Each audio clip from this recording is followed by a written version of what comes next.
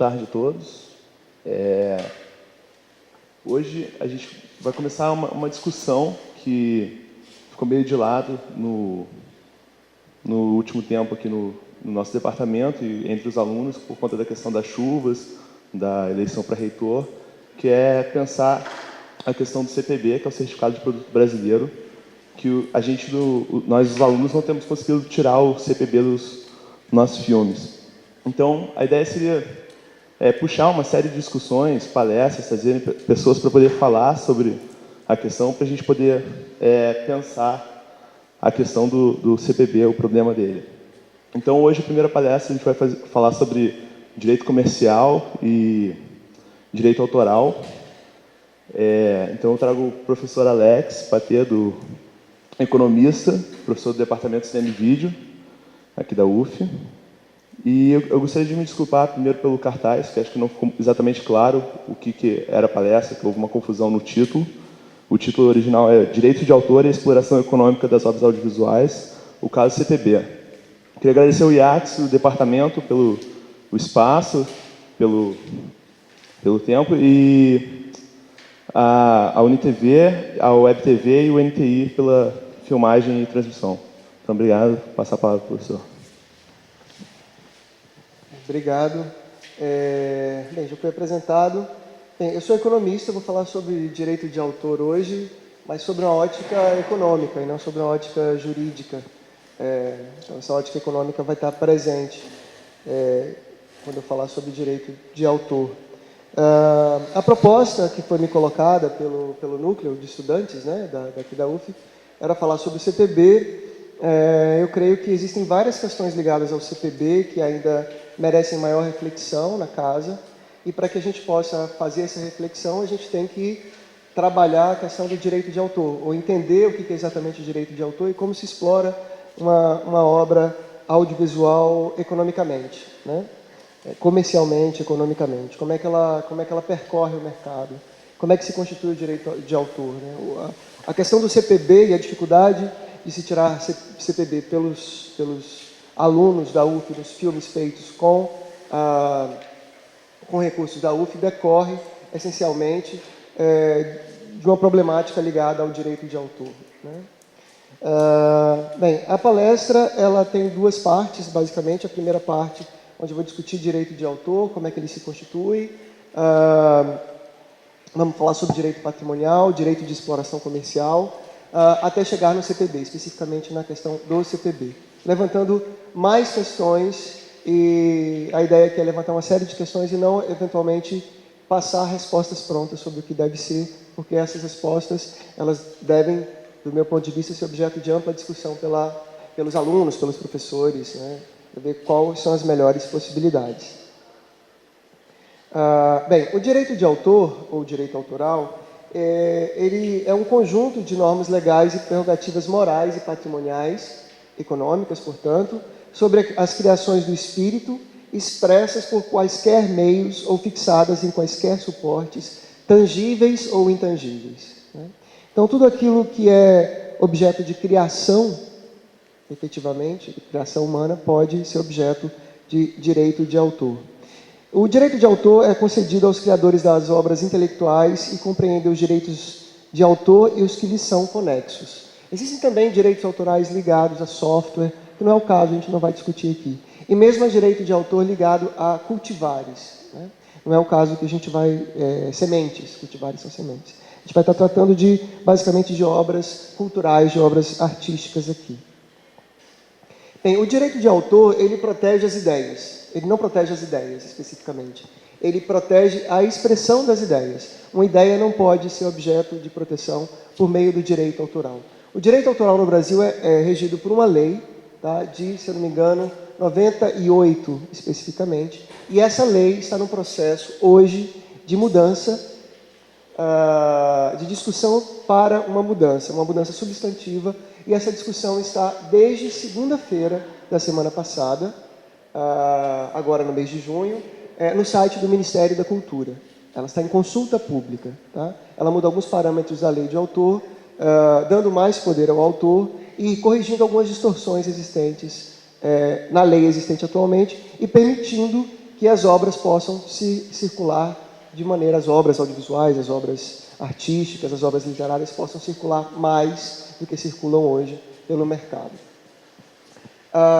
Bem, essa lei, ela enumera algumas questões, né? Então, ela diz que as ideias não são protegidas. É importante dizer também que essa lei do direito autoral no Brasil, ela corresponde a leis a convenções internacionais que foram feitas no século XIX em torno das obras artísticas. Tá? Então, as primeiras leis de direito de autor, elas surgiram na França, basicamente na França, e elas foram feitas para proteger a criação. A ideia delas é para proteger a criação, permitindo que as pessoas se interessem em criar coisas artísticas e serem remuneradas por isso. Quando ela foi criada, não havia cinema, não existia audiovisual. Havia pintura, havia, enfim, obras literárias, mas não havia o audiovisual. Tá? O direito de autor, as leis de direito de autor, no mundo, elas se dividem basicamente em dois tipos. Algo que é conhecido como direito continental, do qual o Brasil segue, que é seguido pela Europa, de modo geral, a Europa continental, e o Brasil segue essa linha, né? E esses direitos são convencionados, foram convencionados no século XIX, numa convenção na Suíça, na cidade de Berna. Então, existe a Convenção de Berna, que rege essas questões de direito de autor. Então, você tem o direito de autor continental e você tem o direito de autor conhecido como copyright, tá? Que é o direito de autor, que é basicamente o direito de cópia, né? E quem segue esse direito de autor são os países anglo-saxões, Estados Unidos, Inglaterra, Austrália. É um pouco diferente. A gente vai tratar hoje de como é o direito de autor continental, como é que é feito isso, que é o qual o Brasil segue, né? Amparado na Convenção de Berna. Bem, então, como eu falei para vocês, as ideias não são protegidas, apenas sua expressão.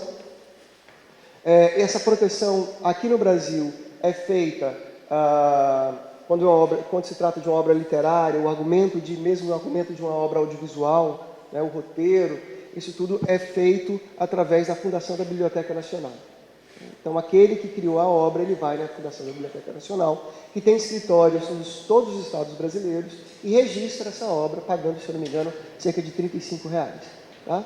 Então, uma obra, para a obra audiovisual, é possível registrar, não uma sinopse, mas um argumento já desenvolvido, 1 a 2 páginas. Tá? A ideia em si não pode ser registrada. A proteção, a lei garante a proteção, mesmo que essa obra não seja registrada. Tá? Você pode, claro que aí é mais difícil que você, se você é o autor dessa obra, que você venha, se você não registrou, que você venha provar a autoria dessa obra. Okay? Então, é importante que se registre a obra para que seja mais fácil o direito ser exercido. Né? O prazo de proteção, de modo geral, de uma obra literária, obra fonográfica, de uma obra cultural, geralmente é de 70 anos após a morte do autor. É bastante tempo. Né? Em outros países é 50 anos, basicamente.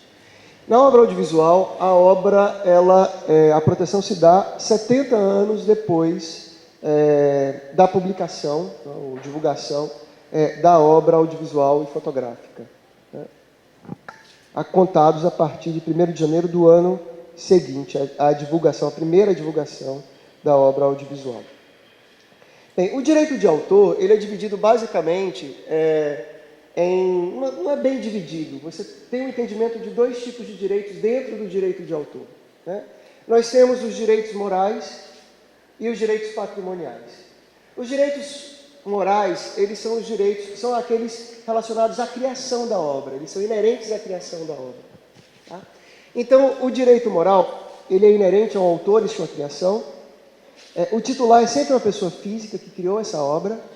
Tá? É o escritor do livro, enfim, é o cantor, o compositor de uma obra musical. Né? E no caso audiovisual, a gente vai ver daqui a pouco. Bem, o titular é sempre uma pessoa física, ou pode ser também uma coletividade de pessoas. O direito moral, ele é imprescritível, ele não acaba com o tempo. Tá? E ele é inalienável, você não pode ceder esse direito para uma outra pessoa. Ele é seu. Se você inventou alguma coisa, a autoria será sua eternamente. Okay? E eles não caem em domínio público. O direito moral não cai em domínio público. O que garante o direito moral? A partir do direito moral, desse DNA do autor, é possível ao autor reivindicar a autoria. O autor pode falar assim, não, peraí, essa obra não é daquele sujeito, não. A obra é minha, foi eu que inventei essa obra. Foi eu que escrevi essa obra. Okay? Foi eu que compus essa música. Ele tem o direito de ter o nome indicado como autor em qualquer lugar que ela é veiculada. Tá? É um direito dele. Ele pode conservar a obra inédita, se for do desejo dele. Ele pode modificar a obra, e outro não pode modificar a obra sem a sua autorização. Okay? E ele pode pedir modificações ou prática de atos que prejudiquem a ele próprio, né? A ponto de ser denegrido, esse tipo de coisa assim. Então, os direitos morais, eles protegem o autor, a autoria em si. Mas é a partir dos direitos morais que deriva um outro tipo de direito, também ligado ao direito de autor, que é o direito patrimonial. Tá? Então, os direitos patrimoniais, eles são inerentes, o direito moral é inerente à criação da obra e o direito patrimonial é inerente à exploração econômica da obra. Tá? A exploração comercial da obra. É a partir deles que alguém pode explorar a obra comercialmente. Pode copiar essa obra, pode vender essa obra, pode reproduzir essa obra, pode distribuir essa obra. O titular, no caso aqui do direito patrimonial, ele pode ser tanto uma pessoa física como uma pessoa jurídica. E, normalmente, é uma pessoa jurídica que detém os direitos patrimoniais de uma obra. Eles podem ser comercializados, inclusive a titularidade dos direitos patrimoniais. Um filme, eu posso ter a titularidade desse filme de direito patrimonial, ele é meu, eu posso comercializá-lo, mas eu posso vender completamente esses direitos, 100% desses direitos, para outra pessoa que irá comercializar, que irá fazer, que irá distribuir, etc. Tá? Então, nós temos esses dois tipos de direito. Através do direito patrimonial, né, o direito moral, ele existe desde o momento da criação de uma obra. Né? Ela foi criada, o direito moral é assegurado. Né? O direito autoral, moral é assegurado. O direito autoral patrimonial, ele existe desde que você divulgue a obra. Divulgou a obra, para divulgar a obra é preciso que exista, se não foi você que detém o direito moral, o direito patrimonial sobre a obra, aquele que criou, ele tem que ceder a alguém para que essa pessoa venha explorar a obra. Tá? Através dele é possível perceber benefícios financeiros, econômicos e dispor da própria obra, como eu falei para vocês. No caso da obra audiovisual especificamente, as obras audiovisuais, assim como outras obras de caráter cultural, são protegidas, são produzidas, amparadas pelo direito de autor. Né? Se não houvesse o direito de autor e os direitos que são derivados do direito de autor, e a gente vai ver esses direitos derivados, direito moral, patrimonial, direitos conexos, não haveria mercado para as obras audiovisuais. Né?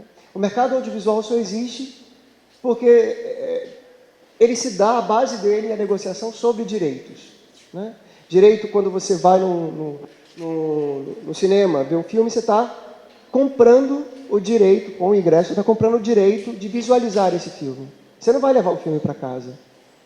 Quando você está comprando um home video, você também não está levando o filme para casa, você está levando uma cópia para casa, dentro de um suporte específico.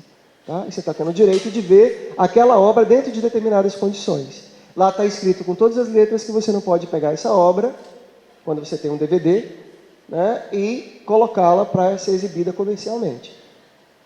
Então, o direito regula o uso e a exploração econômica de uma obra audiovisual, das obras culturais de modo geral, inclusive a obra audiovisual. Tá? Então, o mercado audiovisual é um mercado onde se negociam direitos e não produtos. Direito de comercialização, direito de filmagem, direito de distribuição, direito de veiculação pública ou de comunicação pública, tá? Direito de distribuir, etc. Os negócios que envolvem os direitos inerentes aos direitos de autor, tá? Existem previamente à própria obra audiovisual. Então, quando você vai fazer uma determinada obra audiovisual, se você vai fazer uma obra baseada numa obra pré-existente, uma obra literária, por exemplo, um conto, né? Ou se você vai fazer uma obra audiovisual e vai usar a música que alguém fez, você tem que pedir autorização a essa pessoa para utilizar essa obra. E você tem que colocar nos créditos, né, de que aquela obra é de fulano de tal. O direito moral assegura aquilo ao criador da obra, seja música, seja uma obra literária. Ok? Então, mesmo que você negocie a inserção de uma música para o seu filme com uma gravadora, porque essa gravadora dispõe dos direitos patrimoniais sobre a música específica do cantor, do compositor XY, né? Você negocia o direito patrimonial com essa gravadora, mas você tem que assegurar os direitos morais daquele que criou essa obra e tem que colocar isso no filme. E você vai pagar a gravadora, que através de um contrato com o músico vai pagar alguma coisa a ele, tá? Um percentual daquilo que você pagou, né? Então, o direito autoral, ele garante, ele existe mesmo antes, os negócios envolvendo o direito autoral e os contratos, portanto, porque os negócios, eles são contratualizados, né? Você tem que ter um contrato que diz que você pode usar aquela obra, né? Ele existe antes da criação da obra audiovisual. Aqui fica um pouco mais claro essa questão de direito autoral e direito conexo, né? Para se fazer uma determinada obra audiovisual, você tem que lidar com direitos autorais, propriamente dito, e com os direitos conexos ao direito autoral. Okay? Os direitos, quem é o direito autoral, ele procura responder quem é o autor de uma obra, né? Para o autor de um livro é muito fácil, é o escritor desse livro. E quem é o autor de uma obra audiovisual? Né? Então, a lei brasileira, ela diz que o autor da obra audiovisual, a lei atual, ela diz que o autor da obra audiovisual é o diretor e o autor do assunto ou argumento literário, musical ou litero-musical. O que é argumento literário, musical ou litero-musical? As coisas não são muito claras na lei. E essa proposta que está em consulta pública desde a semana passada, ela reconhece, é o que está em vermelho ali, ela especifica melhor essas questões, tá? Então, o direito autoral, quem é o autor da obra audiovisual, é o diretor realizador dessa obra, ok? Os autores, não é um só, mas os autores do argumento literário e da composição musical ou litero-musical, criados especialmente para a obra. Então, se ele usa... Porque hoje, do jeito que está, fica parecendo que alguém que pegou uma série de músicas existentes no mercado e colocou dentro de uma obra audiovisual, ele é um autor. Porque, na verdade, é uma excrescência pensar dessa maneira, mas a lei dá a entender isso. Então, fica mais claro com a proposta de reformulação da lei, que é o autor do argumento literário da composição musical ou litero musical, criados especialmente e especificamente para a obra. E o roteirista? Em outras legislações que têm esse mesmo caráter continental, digamos assim, sobre o direito autoral, o roteirista é sempre reconhecido como um dos autores da obra audiovisual. Aqui no Brasil, não. Até o momento, não. E essa proposta, ela reconhece que o roteirista é um dos autores da obra audiovisual. Ok? Então, esses são os autores da obra audiovisual, né? Só que a obra audiovisual também, a criação de uma obra audiovisual, ela conta com o trabalho de outros criadores, digamos assim, né? Um ator, por exemplo, ele está criando um personagem, né? Quando ele faz uma performance ali em frente à câmera, né? O produtor também tem participação nessa criação. Então, além dos direitos autorais, nós temos também os direitos autorais conexos, dos quais fazem parte os intérpretes ou executantes, cantores, atores, músicos, bailarinos, e a proposta de lei reconhece também os dubladores da obra audiovisual. Tá? Hoje em dia são intérpretes, executantes, o produtor fonográfico e empresa de radiodifusão. Na proposta de lei você tira o produtor fonográfico e deixa mais claro que o produtor ele também é um dos coautores da obra, ele tem direito a direitos conexos, digamos assim, relacionados à obra audiovisual. Tá? Muito bem. Então hoje está dizendo assim, a lei hoje, de 98, diz o seguinte: são coautores da obra audiovisual o autor do assunto, o argumento literário, musical ou litero musical e o diretor. É o artigo 16 dessa lei do direito autoral. E tem um parágrafo único que consideram-se autores de desenhos animados os que criam os desenhos utilizados na obra audiovisual. Então, aquele que cria o desenho, que tem a ideia do desenho, também, no caso da animação, é considerado como autor. Cabe exclusivamente ao diretor, e aí é interessante, o exercício dos direitos morais sobre a obra audiovisual. Tá?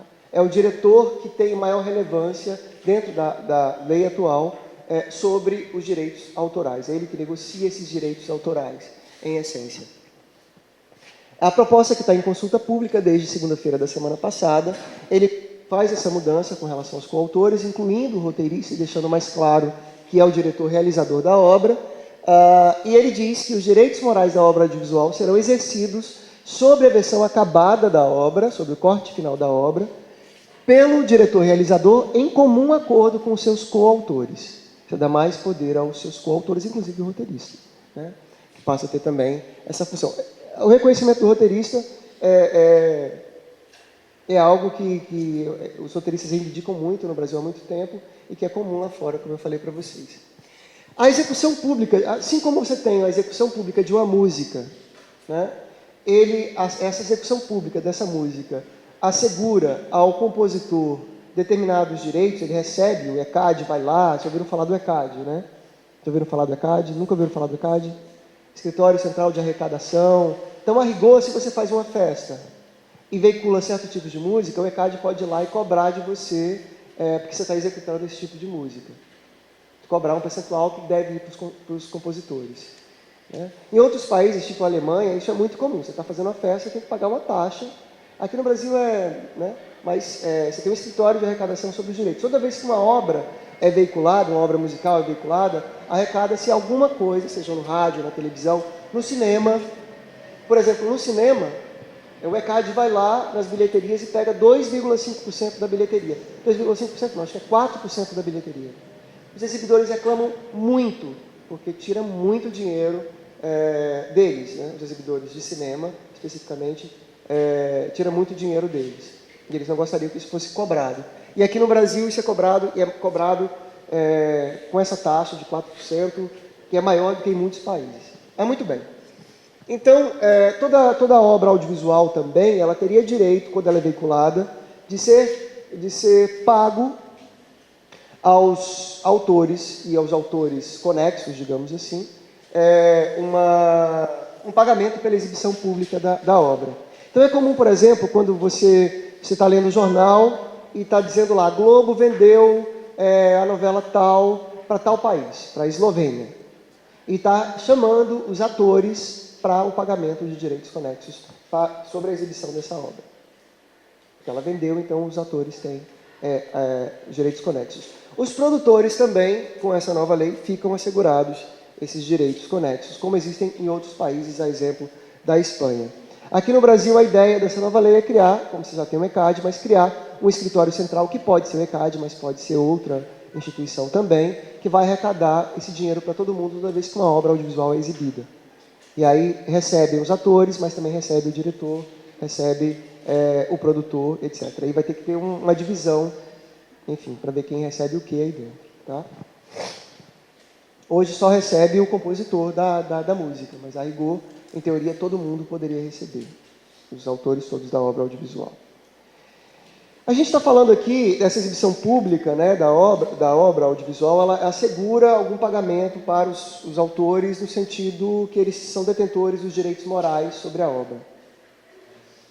Mas não é a partir do direito moral, efetivamente, que se explora uma obra audiovisual, e sim do direito patrimonial, né, como a gente já falou anteriormente. Então, os detentores do direito autoral original, né, que é a integralidade, completamente direito, 100% direito autoral e direito patrimonial, eles têm que ceder, né, e normalmente eles cedem os direitos patrimoniais para um produtor, que pode ser uma pessoa física e normalmente é uma pessoa jurídica, né, para que essa pessoa possa explorar a obra. Ele faz um contrato no qual os autores originais, o diretor, o roteirista hoje não, mas daqui a pouco sim, o criador do argumento, enfim, da música, eles fazem um contrato com o produtor, de modo que o produtor possa dispor 100% dos direitos patrimoniais sobre a obra. E a partir desse momento o produtor explora a obra. O produtor ele fica com essa história porque é ele que organiza economicamente a obra. Nos Estados Unidos, você não existe essa cessão de direito patrimonial, é diferente. O produtor simplesmente paga a esses caras aqui e ele tem 100% dos direitos sobre a obra. Ok? É um pouco diferente, não há uma cessão nesse caso. É apenas um simples pagamento, é algo contratual. Tá? Eu paguei pelo seu serviço, a obra é minha. Né? Nos países anglo-saxônicos é assim. Então aqui os detentores sobre o direito moral, o direito autoral, que aqui é o direito na integralidade, direito moral e patrimonial, eles cedem o direito patrimonial, que é alienável, o direito moral não é alienável, né? É inalienável, ele não pode ser cedido, ele cede para o produtor, para que o produtor possa, da posse do direito patrimonial, explorar a obra comercialmente. Ok? Geralmente esses contratos de cessão de direitos patrimoniais são feitos num processo de desenvolvimento da obra. Produtor, diretores, né, uma empresa produtora, esse produtor vai conversar com o diretor, com o autor né, do argumento, e vai fazer esse contrato, no qual ele assegura que pode arregimentar economicamente para realizar aquela obra. Ele pode conseguir recursos para realizar essa obra. Né? E aí nós temos, portanto, o direito patrimonial. Do direito autoral deriva o direito patrimonial, que pode ser alienado, como eu coloquei para vocês, e ele é para o produtor, para a empresa produtora. E a partir do direito patrimonial é possível você fazer uma série de negócios com essa obra. E esses negócios que podem ser feitos com essa obra podem ser, grosso modo, reduzidos a 3 tipos de negócios. Negócios que envolvem o direito dirigente sobre o patrimônio da obra, tá? Que é o negócio relacionado, eu sou detentor, eu sou o dono dessa obra, tá? Se eu for o produtor, eu sou dono dessa obra e eu posso, inclusive, vendê-la para outra pessoa. Eu posso deixar de ter qualquer ingerência futura se eu vender 100% dos direitos patrimoniais para outra pessoa. Tá? Aquele que detém direito patrimonial, ele pode dispor completamente sobre o direito patrimonial. Quando ele vende para outra pessoa, ele abdica de ter qualquer ingerência futura sobre a exploração comercial da obra. Ele para de receber qualquer coisa. Okay? Nós temos também os negócios com direitos sobre a renda patrimonial e os negócios com direitos de exploração comercial. É claro que esses negócios todos são fechados, são firmados entre pessoas físicas e jurídicas, e elas são firmadas com contratos. Tá? Há toda uma relação contratual aí dentro. É sobre negócios com direitos sobre a renda patrimonial e negócios com direitos de exploração comercial que eu gostaria de aprofundar essas questões. Né? Então, os negócios com direitos sobre a renda patrimonial, geralmente, você faz negócios sobre essa renda patrimonial tendo em vista uma renda futura que você pode ter com a obra audiovisual. Então, por exemplo, os negócios relacionados à renda patrimonial futura de uma obra, elas são a principal fonte de renda para o financiamento de filmes e de obras audiovisuais de modo geral, em países onde você tem uma economia audiovisual bem desenvolvida. Tá? Então, por exemplo, o produtor, ele vai negociar com um canal de televisão ou com uma distribuidora específica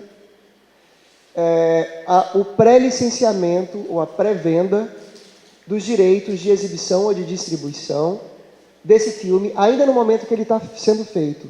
Quando ele faz isso, quando ele faz essa venda futura, a obra não está realizada ainda, ele só tem um projeto na mesa, ele precisa de dinheiro para realizar esse projeto. Então ele vai lá e conversa com a televisão, olha, você pode ficar com o direito de exibição desse filme daqui a 2 anos, depois que ele estrear no cinema, depois que ele passou pela home video, e ele pode ficar com você, para você exibir no seu canal, se você der um dinheiro hoje para mim, para eu poder realizar a obra. Tá?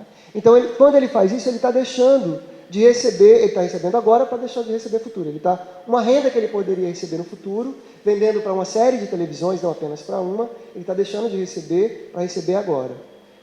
Isso é interessante para a televisão, porque ela compra esses direitos quando a obra nem está realizada ainda. E ao comprar esses direitos, nesse momento, ela acaba pagando menos do que ela pagaria se comprasse depois. Então, isso constitui uma importante fonte de financiamento para a feitura da obra audiovisual. Então, é muito comum que produtores, né, a O2 faz muito isso, a Videofilmes faz muito isso também, eles negociarem, né, a Zazen também faz muito isso, as produtoras, elas conseguem negociar, porque são gente que trabalha dentro que é muito competente, essas empresas elas conseguem negociar com uma empresa de televisão do Japão, outra do Canadá, uma distribuidora na França, uma distribuidora, enfim, na Alemanha. Eles vão negociando esses pré-licenciamentos e vão pegando dinheiro para realizar os filmes. Isso é muito comum. Hoje, no Brasil, você tem empresas de televisão que estão fazendo a mesma coisa. O Telecine, a rede de canais Telecine, começa a trabalhar com essa lógica de pré-licenciamento de filmes, no sentido de ter os filmes anteriormente do que eles sejam lançados, né? No momento que está ainda no projeto. Então, elas acabam colocando direito. E o produtor, nesse caso, ele deixa de receber uma renda futura sobre a obra, porque aquele mercado, o mercado francês ou a televisão japonesa já está comprometido. Ele não pode vender para aquele mercado mais, porque já está comprometido. Tá? Então, negócios com direito sobre a renda patrimonial são esses negócios. Podem ser o pré-licenciamento de direitos de comunicação pública, que é a veiculação na televisão, canais de televisão aberta e fechada. O pré-licenciamento de direito de distribuição, seja para home video, seja para cinema, especificamente, né? Ou mesmo para vídeo por demanda, hoje em dia. Há também negócios com recebíveis futuros sobre o trabalho de atores, roteiristas, diretores, né? Então, por exemplo, o produtor ele está querendo dinheiro para a obra, ele tem que pagar, sei lá, lá fora é muito comum, ele tem que pagar 50 milhões para um ator, né? Aí o agente do ator fala assim, não, tudo bem, eu acredito nesse filme, porque é o agente que negocia, né? Não é o ator diretamente. O agente do ator fala, não, tudo bem, o ator para quem eu trabalho vai receber 5 milhões, mas vai ter um direito de participação nas receitas de exploração comercial futura do filme em torno de 2%, 3%. Ok? E aí ele paga menos ao ator agora, mas ele vai comprometer a renda dele depois. Tá? Ele se torna o ator, se torna coprodutor nesse caso. Né? Enfim, esse é um tipo de contrato que pode ser feito a partir do direito patrimonial, de negócios que podem ser feitos a partir do direito patrimonial. O outro tipo de negócio que é feito a partir do direito patrimonial são os negócios com os direitos de exploração comercial da obra audiovisual. Tá? Então, quando a obra é explorada na televisão, quando a obra é exibida na televisão e a empresa de televisão aberta, no caso, ela ganha dinheiro porque exibiu essa obra audiovisual, porque empresas, né, querem anunciar naquele intervalo comercial ali, ela está ganhando dinheiro, né? O produtor ele negociou com alguém, com alguma empresa autorizada, normalmente há um intermediário, que é um distribuidor, conhecido como distribuidor, que fez essa negociação com a empresa de televisão. Tá? Então, os direitos de exploração comercial, eles podem ser, geralmente, eles envolvem as variáveis tempo da licença, então o produtor negocia o direito de comunicação pública sobre a obra audiovisual na televisão aberta, né, por 5 anos, depois de 5 anos no mercado brasileiro. Né? Então, depois de 5 anos, durante 5 anos, aquela empresa de televisão aberta tinha o direito de exibir essa obra, durante X vezes que foi combinado no contrato entre o produtor e a empresa de televisão. Passados esses 5 anos, o direito retorna completamente ao produtor da obra, que pode vender para outra televisão brasileira. Tá? Então, os direitos de exploração comercial, eles envolvem geralmente as variáveis tempo de licença, território. Você negocia a possibilidade de alguém explorar a sua obra em determinado território. Tá? Território francês, território canadense. Muitas vezes esse território segue um contorno linguístico. É comum que um produtor venha negociar para todos os países e regiões de fala que falam francês, por exemplo.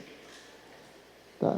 Então, ele cedeu a alguém a possibilidade de distribuir essa obra audiovisual nos mercados de língua francesa. Então, esse que comprou, que licenciou esse direito do produtor, pode negociar, pode distribuir essa obra na França, no Canadá, na parte francesa, na Bélgica, na parte suíça. Nos países africanos, se ele conseguir vender para lá, alguns. Tá? Então, e também para o segmento de mercado. Então, uma determinada autorização para a exploração comercial da obra pode ser feita nos seguintes termos: eu, produtor, autorizo você, empresa XYZ, com sede em Berlim, na Alemanha, a negociar o meu filme para o mercado japonês, para o segmento de vídeo por demanda apenas, durante 3 anos. Pronto, é um contrato específico.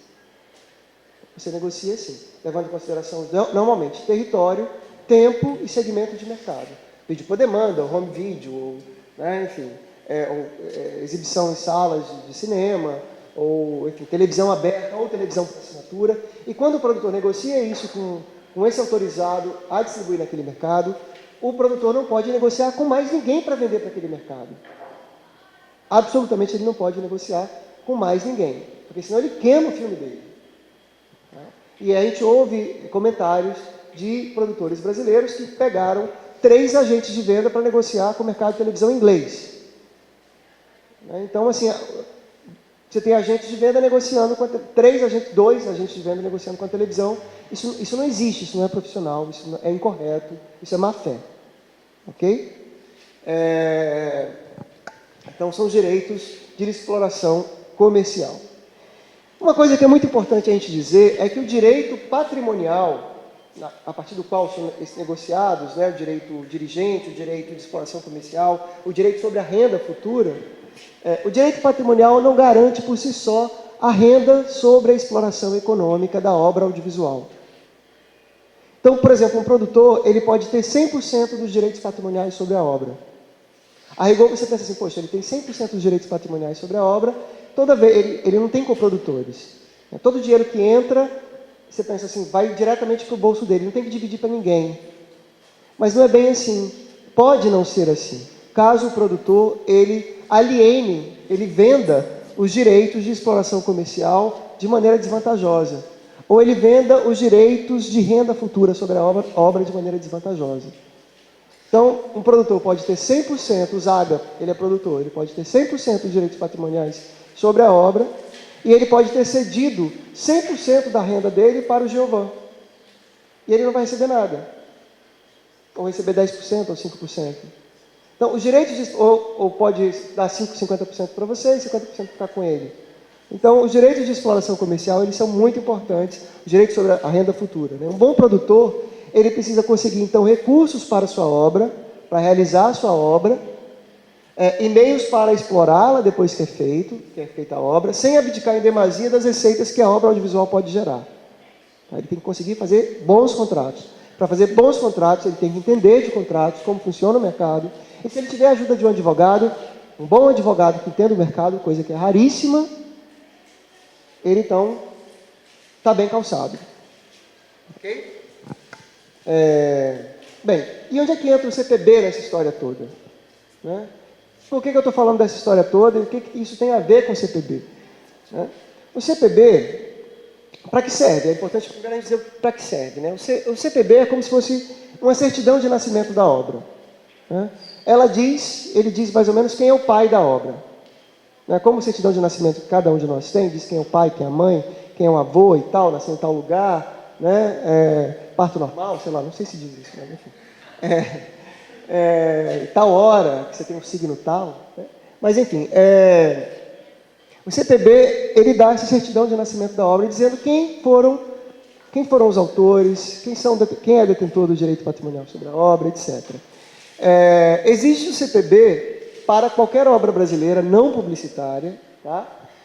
Para que a mesma possa ser exibida comercialmente no mercado nacional, em qualquer segmento de mercado.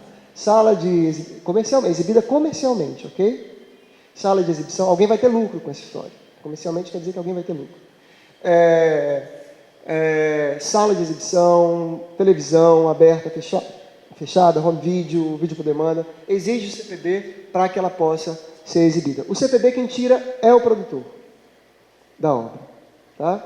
Para tirar esse documento é preciso que sejam reportadas ao Estado, né? que alguém reporte ao Estado, que alguém conte para o Estado, diga ao Estado, no caso é a Ancine que faz isso, né? O órgão do Estado que faz isso, parte das operações negociais, aquelas que a gente falou todo esse tempo, contratuais, envolvendo a obra audiovisual, desde o seu desenvolvimento até a sua possibilidade de exploração, até a possibilidade de exploração comercial da obra. Tá? Fundamentalmente, o Estado necessita atestar. Não é só saber. Você chegou lá e contou para não sou eu. Não, precisa atestar. Você precisa ter um papel que diga, né? Quem é o organizador econômico da obra. E por que ele quer saber quem é o organizador econômico da obra? Porque é esse cara, né, que negociou os direitos, todos esses direitos. Né? Os direitos conexos, os direitos de autor, com roteirista, todos os direitos que negociam é o organizador econômico da obra, é o produtor. Ok? E se os direitos autorais foram respeitados, o Estado precisa saber disso também. Foram respeitados os direitos autorais? Né? O produtor fez um contrato com o roteirista, com o diretor, que assegura que ele tem, de fato, os direitos patrimoniais sobre a obra e, portanto, pode explorar essa obra. Porque os direitos patrimoniais, originalmente, eles são dos autores da obra. Se o produtor não tem um contrato com os autores da obra, se ele é uma figura distinta, se ele não tem um contrato, ele não pode, em hipótese nenhuma, explorar essa obra, e muito menos tirar o CPB. Ok? Bem, titular dos direitos patrimoniais é que efetivamente pode requerer o CPB da obra audiovisual.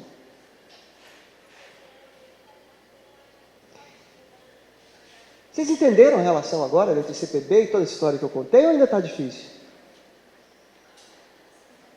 Sim ou não? Entendeu? Muito bem. Então é preciso saber, o Estado precisa saber desse tipo de coisa. Precisa saber quem é o pai da obra, quem é a mãe da obra. Tá? Foi tudo feito direitinho? Okay? O CPB, isso aqui é do manual de solicitação do CPB, está na Ancine, está claro, está na Ancine, diz mais ou menos o seguinte: o CPB pode ser requerido por pessoa física ou jurídica detentora dos direitos patrimoniais de uma obra audiovisual. Ok? O primeiro passo é o registro da empresa ou o cadastramento da pessoa física na Ancine. Aquele que é o produtor, que tem os direitos patrimoniais sobre a obra, eles têm que se cadastrar na Ancine. Okay? Esses direitos patrimoniais foram cedidos pelos autores da obra e ele tem que se registrar na Ancine antes de fazer o cadastramento do CPB, antes de pedir e requerer o CPB. Para solicitar o certificado de produto brasileiro, a pessoa jurídica ou física deve encaminhar após solicitação de registro na internet. Deve encaminhar a Ancine, né? Comprovação de que ele está registrado na Ancine, cópia da nota fiscal emitida pelo laboratório de imagem da primeira cópia, ou, em caso de sua inexistência, uma cópia da obra em qualquer suporte que comprove a sua produção, que ela existe. Né? O Estado precisa saber que ela existe, né? Não só da boca da pessoa, mas o Estado precisa saber que a obra existe. Uma cópia do contrato firmado com os diretores da obra, quando este for pessoa física diferente do produtor. Com a nova lei vai estar aí dentro também o roteirista e o compositor da obra feita diretamente para o filme, né? Porque eles agora são corresponsáveis, não é apenas o diretor, o diretor na lei atual é como se ele fosse responsável pelo condomínio autoral da obra. Tá? Ele é o síndico, digamos assim, do condomínio autoral da obra, do qual faz parte o argumentista, aquele que criou o argumento, e o compositor litero musical, digamos assim. Com a nova lei, ele tem uma importância, claro, mas os outros também passam a ter uma importância, fica mais claro, né? Uma cópia de identidade do diretor, ou quando estrangeiro, comprovante de residência no país há mais de 3 anos. Por que essa história? Né? Porque uma obra, para ser considerada brasileira, pela legislação do Brasil, ela tem que ser realizada por um diretor brasileiro, nascido no Brasil, ou naturalizado, ou com comprovante de residência de mais de 3 anos, uma coisa assim. Tá? A lei diz que para ser uma obra ser brasileira, ela tem que ter tido um diretor brasileiro. O que em vários outros países, isso não é algo que é importante. Há um ranking que diz, olha, para uma obra ser brasileira, você tem lá uma pontuação que leva em consideração o ator principal, X, 2 pontos, atriz principal, 2 pontos, diretor, 3 pontos, diretor de fotografia, 1 ponto, roteirista, 3 pontos. Ele faz um ranking, se você atingir, sei lá, 6, 7, você é uma obra canadense. É assim que os canadenses fazem, é assim que os franceses fazem. Aqui no Brasil tem essa figura mítica do diretor, que foram os diretores que criaram as leis, e quando se criam as leis, as pessoas tendem a criar em benefício próprio. Então, um estrangeiro não pode fazer uma obra no Brasil que seja considerada brasileira, a não ser que ele viva no Brasil há muito tempo, etc. etc. Tá? O que mais? Você tem que ter a relação dos artistas e técnicos, inclusive o produtor, quando pessoa física, com a indicação do nome, função, número de RG e registro no Ministério do Trabalho e, no caso de estrangeiros, comprovante de residência no país há mais de 5 anos. Ok? Roteiro musical acompanhado de termo de responsabilidade acerca do uso da obra musical ou litro musical. Então, você tem que ter isso. Cópia do contrato firmado com os roteiristas, com o roteirista, se for um só. Declaração de titularidade patrimonial sobre a obra, contendo participação de cada coprodutor. Isso quer dizer que, se você não é produtor sozinho, se existem, se forem pessoas jurídicas, 2 empresas produtoras, né, elas são coprodutoras, portanto, tem que estar ali dentro. Quem são os produtores? Tá? Quem são os coprodutores? Né? Isso você faz à mão, dizendo, olha, eu tenho 60% dos direitos patrimoniais sobre a obra, fulano de tal tem 40%, tem 30%, outros tem 10%. Ok? E a cópia de contrato de coprodução e todos os seus aditivos, quando houver. Porque, geralmente, um contrato de coprodução, ele é feito e novos termos menores, aditivos a esse contrato, vão sendo acrescidos ao longo do tempo. Então, no processo de financiamento de uma obra, é comum que o produtor proponente de uma obra na Ancine, por exemplo, ele chegue lá com 100% dos direitos patrimoniais. Com o passar do tempo, ele começa a negociar esses direitos patrimoniais. Ele negocia com a Globo Filmes. A Globo Filmes, eu quero uma participação nos direitos patrimoniais. Aí a Globo Filmes fala assim, não, tudo bem, eu entro no seu filme, mas eu quero que no seu filme tenha um consultor, que vai ser o Daniel Filho. O Daniel Filho também vai ter direito patrimonial de sua obra. Ele vira coprodutor com 2%. Então, o direito patrimonial vai sendo diminuído ao longo do tempo. Mas não apenas o direito patrimonial, os direitos também sobre a renda patrimonial, a renda derivada do patrimônio, também vão sendo diminuídos ao longo do tempo. É muito comum, por exemplo, que empresas a Quanta, por exemplo, a empresa de iluminação, ou a Teleimage, quando entra no filme, elas falam, ok, eu faço por um preço menor, mas ficar com participação na sua renda, sei lá, de todo o dinheiro que entrar, por X anos no mercado de cinema, em todos os mercados, enfim, depende do contrato que o produtor fizer, ele tem que saber negociar isso. Parte dessa renda que entrar vai para a Quanta, vai para a Teleimage. Ele cobra menos no presente, são recebíveis futuros. Né? Ele cobra menos no presente, mas vai receber menos no futuro. Tá? Vai conseguir realizar sua obra, mas vai receber menos. Tá? Bem, aí a gente volta novamente para essa história aqui, que é onde está o nó do CPB. Né? Quem, de fato, é o detentor do direito patrimonial sobre a obra realizada pelos alunos da UF e das universidades, né, que a gente pode dizer. Quem é o detentor do direito patrimonial dessa obra? Né? Certamente não há nenhuma dúvida, o direito autoral lhe garante isso. Ele é o detentor do direito, porque ele é o autor, ele é detentor do direito moral, autoral moral. Isso é inalienável. Ele é o autor. O aluno é o autor junto com os seus colegas, que um fez o roteiro, não sei o quê, o outro fez o argumento, né? Alguém inventou uma música de repente. Ele é o autor, ele é detentor dos direitos morais. E quem é detentor dos direitos patrimoniais? Da maneira como está hoje, né? Não há nenhum contrato entre o produtor, né? O aluno da UF, ele não fez nenhum contrato com alguém que se torne produtor. Assim, com a UF, por exemplo. Normalmente ele não faz nenhum contrato com a UF. Não fazendo nenhum contrato com a UF ela não tem direito patrimonial, ela não tem nenhum direito sobre essa obra, a rigor. Em princípio é isso. Tá? Para se proteger desse tipo de coisa, se é que é uma coisa que é ruim, que é possível de se proteger, eu não estou fazendo nenhum julgamento de valor aqui, as universidades particulares, elas fazem um contrato com os alunos, quando eles entram na faculdade, falam assim, olha, ok, eu apoio o seu filme, mas os direitos patrimoniais são integralmente meus, da universidade. Fazem assim as universidades particulares, né? Quer dizer, nesse caso, o aluno ele está cedendo o direito patrimonial à universidade, ok? Integralmente. É assim no caso das universidades particulares e é assim também no caso da USP, de São Paulo, que não é uma universidade particular. Lá os direitos patrimoniais são da universidade, ok? Mas a rigor, quando não há nenhum contrato sendo firmado, e não foi feito nenhum contrato até então, os direitos autorais, sejam eles morais ou patrimoniais, são integralmente do aluno da UF. Porque a UF não fez nenhum contrato com esse aluno. Ok? Então aqui nós temos uma série de direitos, é apenas um modelo esquemático, que diz que para chegar ao direito patrimonial, né, você tem que fazer uma série de contratos, né, com os autores titulares originários, né, você tem que fazer um contrato com o autor do argumento, com o autor litero-musical do argumento, contrato com o diretor, com os roteiristas, hoje em dia se passa a lei. Você tem que fazer uma série de contratos relacionados com a criação intelectual pré-existente, né?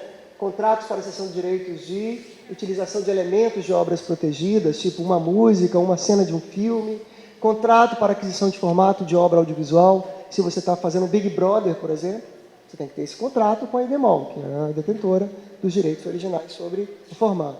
Contrato para a constituição de uma obra derivada, né? Enfim, você quer fazer um remake, enfim, você tem que fazer tudo isso. E contratos também com os intérpretes e demais detentores, né? Que também entraria o produtor aqui dentro, né? Se a nova lei passa. Até você ter o direito patrimonial. E quem faz isso tudo é o produtor, né?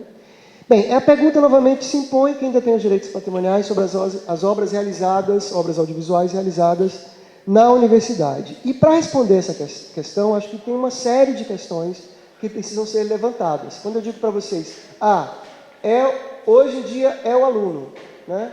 Isso é certo, isso é justo, isso é bom, isso é ruim, né? Há uma série de questões que, para a gente responder essa outra questão, a gente precisa levantar, né? Uma delas, a primeira delas obras realizadas pelos alunos com recursos da universidade devem ter o mesmo tratamento de obras realizadas apenas com um apoio menor da universidade, né? Deve ser integralmente. O que é apoio, né?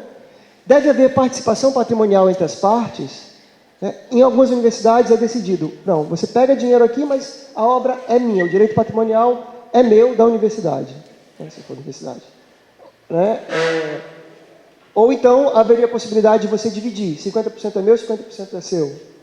Pode. Somos coprodutores nesse caso, né? Deve haver participação na exploração comercial, né? A obra ela ganhou algum recurso, ela foi vendida para o Canal Brasil, ela fez 10 mil reais, 15 mil reais. O aluno deve pagar alguma coisa à UF, que colocou dinheiro nessa obra, ou não? Quem irá buscar explorar comercialmente a obra? O aluno que vai correr atrás de um distribuidor ou a universidade também pode fazer isso? Se sim, como? Em que condições? Como os direitos morais das partes podem ser reconhecidos? Ok, o aluno, ele é o detentor do direito moral inegavelmente, porque ele é o autor, né? Mas a universidade, será que também não tem que ser reconhecida? Não tem que estar lá o nome da universidade? Como é que ela pode ser reconhecida nessa obra, né? Se a obra dá dinheiro, como a universidade recebe por isso? Porque também é uma questão. A universidade ela não é uma pessoa jurídica desmembrada do Estado brasileiro. Ela não pode receber, em princípio, um dinheiro. Todo o dinheiro que entra para a universidade vai para o Caixa Único da União, para o Tesouro do Brasil, Tesouro do Governo Federal. Como é que a universidade pode receber? E quem a universidade pode receber, se esse for o caso, se for, né, como acontece nas outras universidades? Como é que ela vai receber? É o departamento que recebe? É o IACS? é a fundação da universidade. Como é que se dá isso? Quem assina pela universidade? É o reitor? É o chefe de departamento? É o chefe do IACS? Né? Então você tem uma série de questões aí. E do meu ponto de vista, o mais importante que eu acho que a gente precisa pensar e refletir é como fazer com que os alunos aprendam, né, dentro da universidade, a trabalhar de um modo como o mercado trabalha, como é o direito autoral, obriga que as pessoas trabalhem dentro do mercado. Né? Como fazer com que os alunos aprendam a contratualizar, né, colocar no papel suas relações quanto da realização de uma obra audiovisual. Né? Como reconhecer no papel o aluno produtor, do aluno que é autor, do diretor, roteirista, como fazer isso? Né? Como reconhecer, eventualmente, que o diretor tem uma participação nas receitas da obra? Né? Vamos supor que vocês três, como é que é seu nome? Tamires, Giovan e Zaga. Você é a diretora, ele é o argumento, você é o produtor. Né? O Zaga é o produtor. Aí ele é o produtor, ele pode explorar, ele tem direitos patrimoniais, ele fez um acordo com vocês, no papel, ok? Vocês autorizaram, cederam os direitos para ele explorar a obra, mas se essa obra der lucro, vocês não vão receber nada. Vão ser reconhecidos, claro, você é o diretor da obra, que você é o diretor, você é o argumento, mas poderia haver um contrato de que você poderia ficar com a renda dessa obra, eventualmente, também, uma parte. Então, essas coisas precisam ser ensinadas na universidade, precisam ser refletidas, elas estão na origem do problema do CPB da universidade. Né? Outra questão que eu acho que a gente precisa levantar é se é pertinente que o ensino de cinema e audiovisual aqui na UF adote relações entre o investidor, que é a universidade, normalmente ela que coloca o recurso, e o produtor, o aluno, né, que é o produtor, que essa relação seja diferente da que o aluno, o futuro profissional, irá encontrar no mercado. Ok, tudo é do aluno, mas ele vai para o mercado e ele não vai aprender nada disso? Como assim? Será que não é melhor aprender dentro da universidade, criando alguma coisa que seja razoável para todas as partes? Bem, do meu ponto de vista, a preparação profissional dos alunos da UF tem muito a ver com toda essa discussão sobre direito autoral, né? Porque eles precisam saber, os profissionais precisam saber disso, precisam saber lidar com esse direito e dos direitos que são derivados do direito autoral, que é o direito patrimonial, direito de exploração comercial, etc, etc. Né?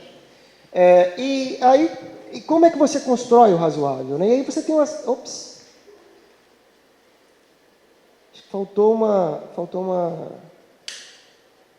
transparência aqui. Bem, você tem uma série de variáveis aqui dentro que você pode lidar. Né? A primeira delas é o direito patrimonial.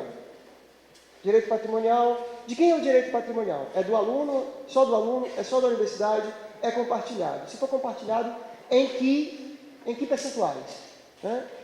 E aí pode ser... Agora, uma outra coisa separada é o direito sobre a renda patrimonial futura.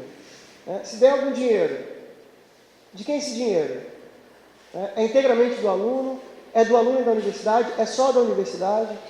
Uma outra coisa ainda uma outra variável ainda, é sobre quem vai procurar comercializar essa obra. É o aluno? É a universidade? São os dois? Se forem os dois, em que condições? Isso tudo precisa estar num contrato que seja acordado entre todas as partes. Né? Então você tem possibilidades aí, tem uma série de possibilidades. Você tem a possibilidade de deixar o direito patrimonial todo com o aluno, o direito da renda todo com o aluno, mas o aluno, nesse caso, para registrar o CPB, ele vai ter que contratar com os seus pares alunos também, vai ter que decidir quem é o produtor. Ele vai ter que atestar diante do Estado que ele é o produtor. E que aqueles que criaram a obra cederam esse direito de fazer a autoria da obra para o produtor. Ok? Enfim, você tem que construir o razoável aí. E esse razoável pode ser de muitas formas. Eu não quero dar nenhuma resposta aqui para vocês. Eu estou apenas problematizando a questão aqui, né, de modo que a gente possa começar a enxergar quais são os problemas que estão envolvidos aí, são problemas que, quando você olha lá, é o CPB. Não, não é, o problema não é o CPB, o problema é muito mais profundo, o buraco é muito mais embaixo, né, se a gente pode dizer assim, e a gente precisa resolver uma questão que é fundamental, que é a capacidade dos alunos que trabalham com audiovisual de saber sobre esses direitos, sobre como contratualizar suas relações, seja com aqueles que estão investindo dinheiro na obra, seja com seus pares, né? E a universidade é aquele que investe dinheiro na obra, né? Em outras universidades, mais ou menos, em parte. É claro, se o aluno faz de graça, também ele está colocando dinheiro aí, né? Então, em outras universidades, ficou tudo com a universidade, né? Na USP, nas faculdades particulares. A única coisa que eu adianto, assim, que eu acho que esse não é o caminho, de ficar tudo com a universidade, né? Eu acho que algumas coisas precisam ser garantidas, mas também não deixar nada com a universidade, eu também não acho correto, principalmente porque, isso do meu ponto de vista, é um ponto de vista particular, porque eu acho que os alunos têm que aprender a negociar essas coisas, têm que aprender a lidar com essas questões. Eles não podem sair daqui da universidade completamente alheios do que é praticado do mercado, né? Porque a vida lá fora é uma e aqui não pode ser outra. Tem que trabalhar, tem que aprender a como lidar lá fora com as problemáticas, né? E as problemáticas, elas se apresentam hoje aqui, e elas não foram resolvidas porque não foi tratada ainda a questão. Enfim, são questões, né, que a gente tem para resolver. Vocês têm questões? Ou? Diga.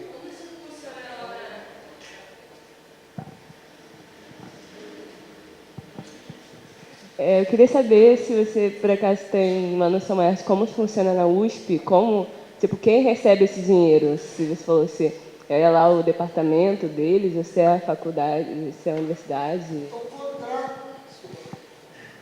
O contrato da USP, eu tenho ele aqui, que é feito, mas ela não esclarece isso. Lá, a USP é uma faculdade estadual, né? Ela tem um modo de funcionamento que é diferente das instituições federais de ensino, as instituições universitárias federais de ensino. Então, é um arranjo completamente diferente. Eu não sei como é que eles podem receber lá. Isso não aparece no contrato.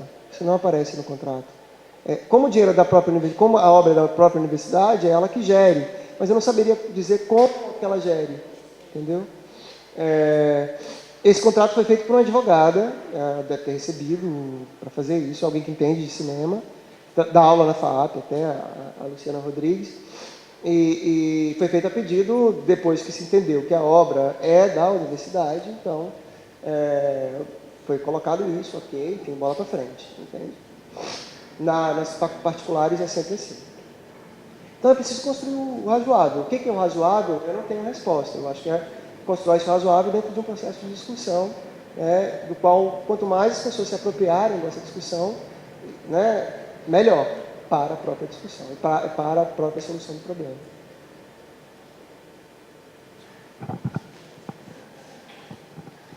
Mas, assim, sobre esse problema que a gente está discutindo em relação à UF, o que podia ser feito? Assim, falta alguma regulamentação da UF sobre a obra audiovisual feita pelos universitários da UF, ou falta uma regulamentação do Estado brasileiro sobre como devem ser realizadas as obras universitárias, ou falta o entendimento dos alunos sobre como que eles vão ter um contrato com a universidade? O que está faltando, assim, para regularizar essa situação? Bem, hoje em dia, como é que é? O aluno, eu não sei, posso estar errado, tá? Mas o aluno, ele faz uma obra, ninguém sabe quem é o produtor, não tem nenhum contrato, não tem nada escrito, não tem nem nada no papel, e ele chega lá na Ancine, eu quero registrar, quero ter o CPB da obra. Mas como assim? Tem uma série de coisas que são exigidas, uma série de contratos, uma série de... Né? Então, é preciso fazer esses contratos, é preciso desenvolver modelos específicos de contrato com os quais vocês comecem a trabalhar, né?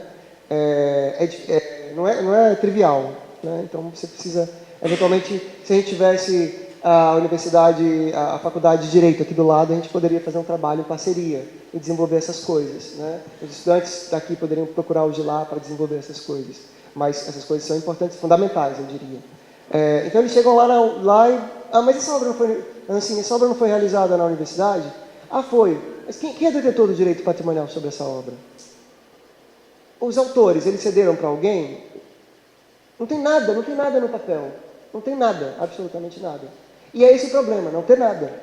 Mas de uma maneira como está hoje, o aluno, né, os alunos, de modo geral, independente de quem seja o produtor e tal, eles têm, aqueles que realizaram, eles têm o direito moral e patrimonial completo. A universidade não tem absolutamente nada. Ela não está assegurada sequer de ter o seu nome exibido ali na obra. Eu sei de casos em que pessoas receberam dinheiro pela obra e tal, e colocaram algum recurso aqui na universidade, deu alguma outra coisa. Deixa eu falar de casos assim. Mas não, hoje não tem nenhuma regra. Não tem nenhuma regra. E o mercado audiovisual é feito de regras que são contratualizadas. Isso precisa ser aprendido pelos alunos, porque é no mercado que vocês vão trabalhar, e não na UF, né? Então, isso precisa ser aprendido de alguma maneira. Mas hoje é assim. Então, a Ancine, ela tem exigido o seguinte, ela tem exigido que uma solução provisória, tá? Quando a pessoa chega lá e fala assim, mas eu preciso de uma carta de que você é o produtor, né? Aí, parece que no passado vieram alguns alunos, pediram, não, chefe do departamento, por favor, me dê aí um atestado de que eu sou produtor da obra. Mas aí, a pessoa que te passou aquele que te passou isso, ela está desguarnecida juridicamente, porque, como assim? Ela não tem nenhuma prova de que você é o produtor, de fato, porque você não contratualizou com os detentores originais do direito. Essa pessoa fica desguarnecida. Quem tiver, pode ser a Aida, pode ser a Eliane, pode ser qualquer um que esteja na frente. Ou talvez não seja nem essa pessoa que deve dar isso, teria que ser o IACS, ou mesmo o reitor da universidade, né? Então tem uma série de discussões aí. Quem deve dar esse tipo de atestado, né? Então a solução provisória seria o aluno atestar, né, a UF, alguém da UF dá, olha, porque por lei o aluno é o autor, né? E portanto ele tem os direitos patrimoniais integrais sobre a obra, né? Não se sabe quem é o produtor, mas ele tem os direitos patrimoniais, os alunos fizeram isso. E uma solução intermediária seria a UF assina isso, né? A UF, o chefe de departamento, mas o aluno ele tem que assinar de que ele também é o produtor. E fazer escrito dizendo, olha, eu sou o produtor, eu detenho os direitos, eu contratualizei com os direitos autorais originais, com os detentores desses direitos, eu sou o produtor, ok? E reconhecer a firma no cartório, entendeu? E resguardar o UF nesse caso. Porque senão essa pessoa que está te concedendo esse atestado, ela está incorrendo está burlando a lei. E se você não contratualizar com seus pares, que é aquele que criou, você também está burlando a lei. Porque depois fala, mas como assim? Ela que fez a direção, você fez a produção. Ela, não, mas eu sou autora da obra também, eu tenho direito também sobre... Vai que dá dinheiro. Ela vai querer receber. Como é que faz? Vocês contratualizaram alguma coisa? Se vocês brigarem? Você não vai dar nada para ela? Então, essas coisas precisam ser regidas por contrato, porque você está no papel. Diga. Então, eu acho que isso de aparecer o logo da UF e tal, isso óbvio que deve ser reconhecido, mas com relação ao dinheiro em si, eu acho que não deve vir dinheiro para a universidade, acho que não deve vir nenhum dinheiro para a universidade, deve ficar para o aluno, para as pessoas que fizeram o filme, porque o que a universidade, sei lá, dá um equipamento, refletor, e eu acho que isso é obrigação da universidade e são coisas que os alunos dispõem para fazer os seus projetos e assim, tudo aqui supostamente já está pago, equipamento e tal, e é mesmo para o uso dos alunos. Então eu acho que o dinheiro deve ficar para os alunos mesmo, não deve ficar nada para a universidade, até porque eu acho que o dinheiro aqui é muito, muito mal gerido e o dinheiro que já tem oficialmente para compra de equipamentos novos ou para conserto ou para, enfim, é tudo muito perdido por aí, assim, enfim, eu acho que não funciona direito e isso é mais um dos motivos pelo qual eu não acho que deva vir ainda dinheiro de fora, no caso, por esse... Enfim, eu acho que deve ficar com o aluno mesmo. Quem mais tem criança?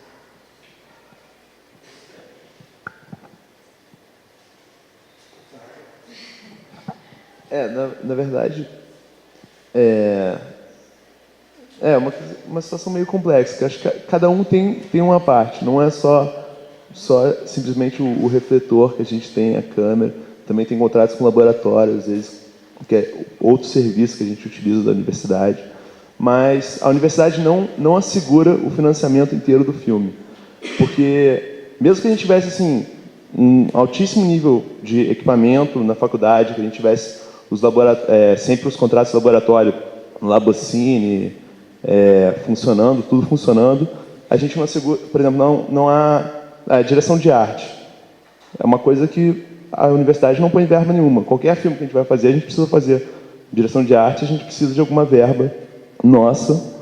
É sempre recurso próprio, a gente faz festa, a gente vende rifa, a gente está sempre tentando alguma coisa ou põe dinheiro próprio. E isso também está errado. Eu acho que a universidade deveria assegurar o filme inteiro, porque se ela propõe esses projetos, as pessoas têm que fazer e o ideal seria realizar da melhor forma possível. E se ela segurasse tudo, talvez ela tivesse mais direitos, mas eu acho que depende do filme, assim. Já vi projeto que, assim, ganhou edital, tinha 70 mil para fazer o filme, e o que a UF cedeu foi um gravador de som. O resto tudo veio de fora. A UF tem o mesmo direito que em outro filme que você pega, usa o estúdio aqui, usa todo o equipamento aqui, usa o laboratório. Eu acho que isso tem que variar de filme para filme. Acho que a gente tem que pensar no projeto e não uma regra única, assim.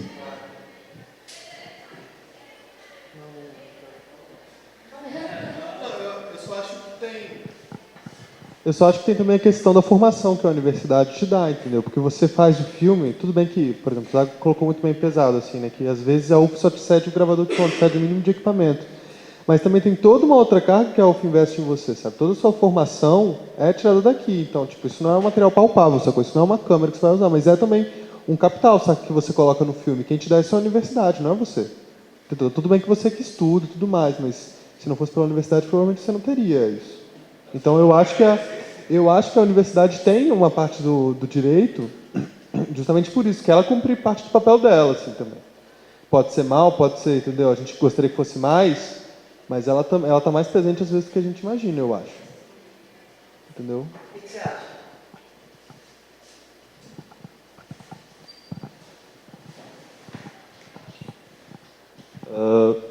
Eu discordo dele, porque o ensino que ela dá, a gente está pagando por ele, assim, não é uma questão de a mais ou não.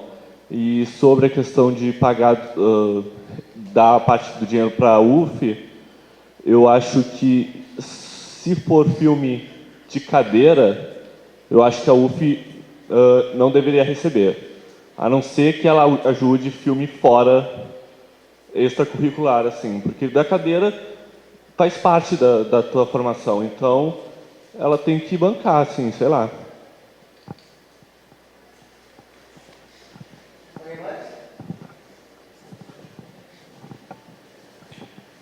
Eu acho que deveria ser uma coisa mais organizada, de repente fazer um fundo setorial do audiovisual aqui da UF, onde o dinheiro que ela aplicasse no filme fosse revertido para a própria universidade, para a compra de equipamento, manutenção, e para que ela pudesse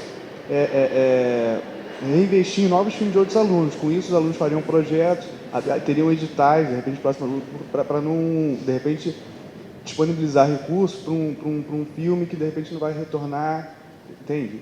Todo um mecanismo que tivesse essa grana, essa disponibilidade financeira circular e ser reinvestida em outros projetos. Não, acho que esse é o ponto também importante, que é a aplicação desse dinheiro. O dinheiro volta, mas ele volta como? Porque hoje em dia, a maneira que você falou, poderia receber pelo Tesouro Nacional, poderia receber pela fundação da UF, que acho que ninguém quer, tipo, o dinheiro vai parar lá, assim. Não, é pior se parar no Tesouro, mas o ideal seria que esse dinheiro viesse para o departamento, sei lá, pudesse ser até uma coisa para financiar os próprios filmes, os próprios projetos, ser uma coisa mais autônoma, nossa. Eu acho que hoje em dia, assim, os projetos que são feitos pelos alunos, assim, poucos eles têm retorno, algum retorno financeiro, né? Estou enganado? Não, né? Assim. Mas a ideia é que cada vez mais tenha retorno financeiro desses filmes também, né? E para que vocês possam ter retorno financeiro do trabalho de vocês, eu acho que essas coisas precisam ser muito bem entendidas. E precisa começar a ser vista dentro da universidade. Eu não sei qual é a fórmula que é razoável ser encontrada. Alguém já falou assim, não, tem que ser tudo do aluno, inclusive a renda. Como você colocou outros, não, tem que constituir um fundo. Né? Como é que operacionaliza isso também? Não é uma questão trivial. Né? Mas você tem modelos. Hoje em dia você tem uma lei de inovação, você tem uma área que trata de inovação. Né? Você estava me falando um dia desses, né? Na parte de inovação lá, aqui você estava me falando. Então você tem uma área da UF que trabalha com inovação e aquele que inventou a inovação, ele recebe alguma coisa pela inovação que a UF gera, sabe? Então o inventor de uma molécula XYZ que vai ser usada pela petroquímica brasileira na exploração do pré-sal, o dinheiro vem para a UF, porque ele foi patenteado na UF, e uma parte vai para o pesquisador. Né? E a patente é da UF. A patente é da UF. Né?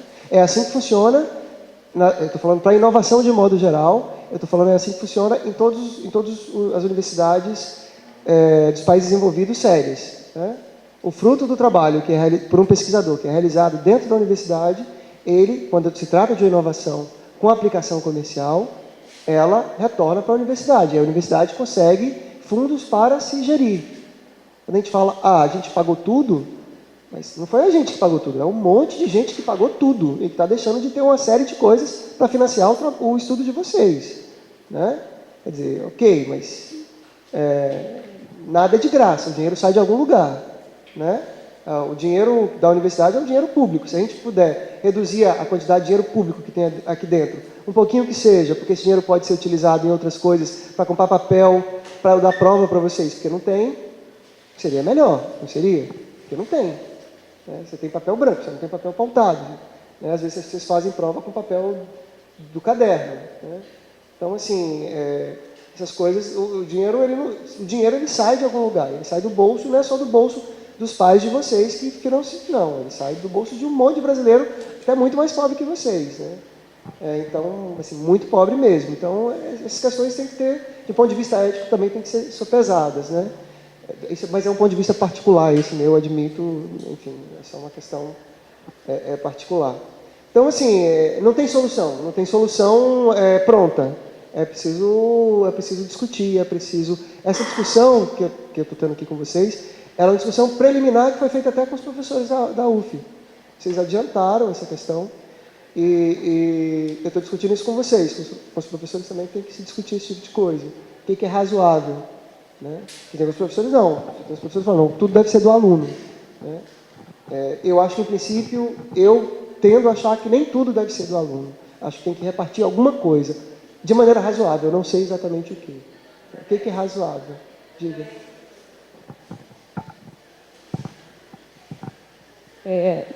Eu acho complicado essa questão, mas eu meio que concordo com você dessa questão de dividir. Também acho que a universidade tem que ter uma parte dessa renda e tal. Mas eu também acho muito complicado, principalmente por se tratar de filme universitário e por se tratar de universidade pública.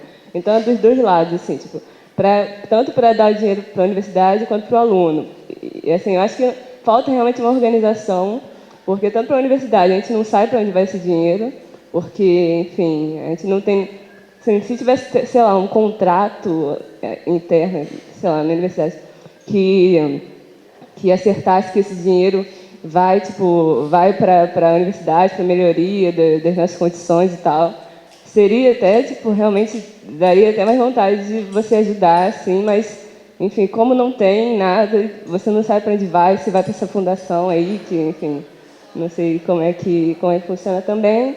E para a questão também de dar o dinheiro para o aluno, mas, eu acho, pelo menos, principalmente nessa questão de filme universitário, o filme é muito de todos, assim, todo mundo tira dinheiro do próprio bolso, não é só o diretor, mas é produtor, é a pessoa que faz a foto, que faz a arte, então é muito coletivo.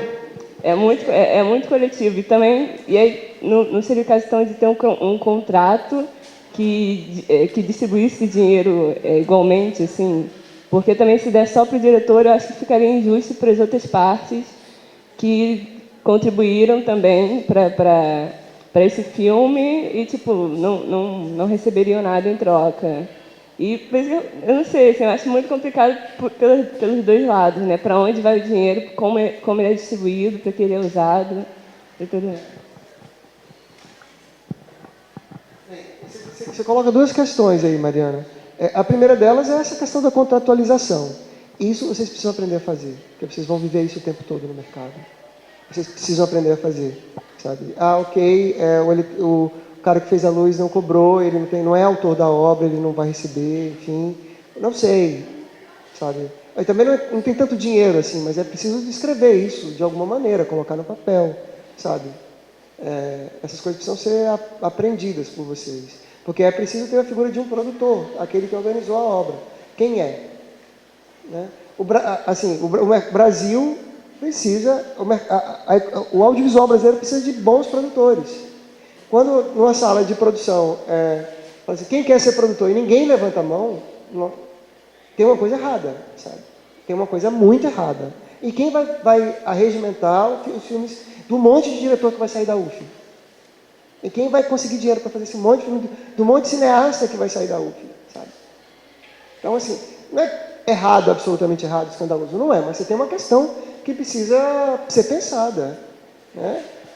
As pessoas precisam aprender esse tipo de coisa, mesmo que não se tornem produtores, mas é preciso saber negociar as coisas, né? E colocar as coisas no papel, porque o mercado, ele é formal, ele não é informal. Mesmo que você não tenha um contrato de trabalho, você vai fazer um contrato de prestação de serviço ou de qualquer coisa. Tudo é regido por contrato. O mundo funciona assim. E vocês precisam saber lidar com o mundo.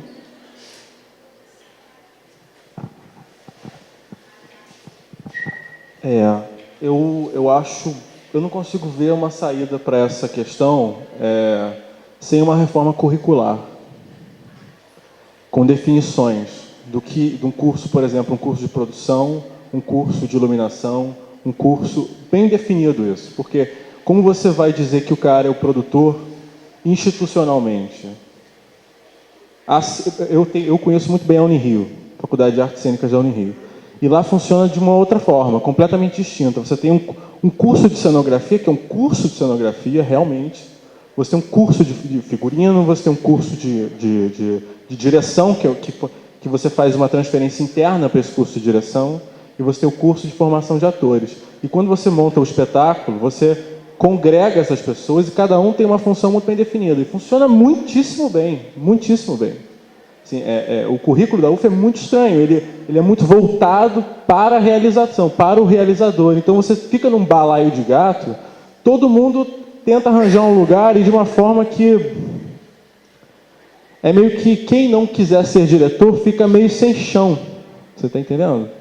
Acho que vocês devem perceber isso. Assim, quem não quer ser diretor aqui fica meio sem ter onde se ater, né? Não tem uma formação para um diretor de arte, por exemplo. Uma formação realmente, uma oficina de direção de arte, que aí você teria que ter como institucionalizar. Eu estou me formando como diretor de arte, meu currículo é de direção de arte, então eu estou entrando nessa produção como diretor de arte. Isso facilita muita coisa nisso aqui que você está falando, né? Assim, pelo que eu tenho entendido, o curso de produção cultural, não é isso? Tem fornecido um grande número de produtores para o pessoal de cinema. Assim, um grande número não, mas tem algumas pessoas do curso de produção que se interessam por produção cinematográfica, audiovisual, né? E que não recebem uma formação específica dentro da área de audiovisual. Mas nada impediria que as pessoas que fazem audiovisual, o curso de cinema e audiovisual, também tivessem interesse, né, em ser produtores. E isso não tem ocorrido muito. Enfim, não tem resposta, né? A minha intenção não era trazer nenhuma resposta, era só levantar questões, de modo que a gente possa ter um mapa do que a gente está enfrentando e dos problemas. Eu acho, é um ponto de vista particular também, que eu acho que tem que haver alguma divisão, não sei, eu acho que talvez patrimonial não seja bom, mas eventualmente na receita, porque eu acho isso didático, antes e acima de qualquer coisa, sabe? Porque isso obriga a determinado tipo de coisa, por parte dos alunos, a saberem lidar com uma realidade que eles vão lidar lá fora, né? Eu posso estar errado, né? Não sou dono da verdade, mas, em princípio, eu acho que é por aí. Eu acho que tem que se preocupar com o que é didático, o que vocês vão enfrentar lá fora. Mas isso é uma opinião pessoal, meus colegas professores podem não achar assim, sei que muitos alunos também não acham assim. Enfim, e aí no debate se estabelece o que é razoável, né? E o razoável vai ser construído por todo mundo, espero, né? Alguém quer falar mais alguma coisa? Queria então agradecer o Alex, tenho certeza que foi bastante esclarecedor, por um lado, também bastante questionador, assim, mas eu acho que era disso que a gente estava precisando, tipo, fomentar o debate. Eu acho que agora a gente tem que começar a conversar, a pensar, a trazer pontos de vista e debater isso, porque é uma questão que existe, de fato. Então, obrigado, boa tarde para todo mundo.